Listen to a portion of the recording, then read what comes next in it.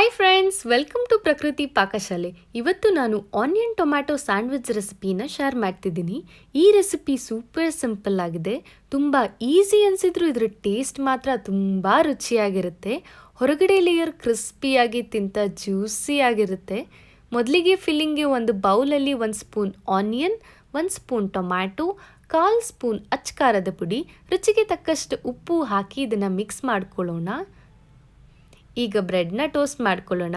ಒಂದು side roast ಮಾಡ್ಕೊಂಡ್ಮೇಲೆ ತುಪ್ಪ ಅಥವಾ ಬೆಣ್ಣೆ ಹಾಕಿ ಸ್ಪ್ರೆಡ್ ಮಾಡಿ ಇನ್ನೊಂದು ಸೈಡ್ ಕೂಡ ಹೀಗೆ ರೋಸ್ಟ್ ಮಾಡ್ಕೊಳ್ಳೋಣ. ಟೋಸ್ಟ್ನ ಒಂದು ಪ್ಲೇಟ್ಗೆ ಟ್ರಾನ್ಸ್ಫರ್ ಮಾಡಿ ಮಯೋನೀಸ್ನ ಸ್ಪ್ರೆಡ್ ಮಾಡ್ಕೊಳ್ಳೋಣ.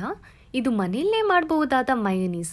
ನೀವಿನ್ನೂ ಈ ರೆಸಿಪಿನ ಚೆಕ್ ಮಾಡಿಲ್ಲ ಅಂದರೆ ನಾನು ಡಿಸ್ಕ್ರಿಪ್ಷನ್ ಬಾಕ್ಸ್ ಮತ್ತು ಐ ಕಾರ್ಡ್ನಲ್ಲಿ ಇದರ ಲಿಂಕ್ ಹಾಕಿರ್ತೀನಿ, ಚೆಕ್ ಮಾಡಿ ನೋಡಿ. ಈಗ ಮಾಡಿರೋ ಫಿಲ್ಲಿಂಗ್ನ ಹಾಕ್ಕೊಳ್ಳೋಣ. ಇನ್ನೊಂದು ಟೋಸ್ಟಿಂದ ಕವರ್ ಮಾಡಿ ಕಟ್ ಮಾಡಿದರೆ ರೆಡಿ ಟು ಸರ್ವ್.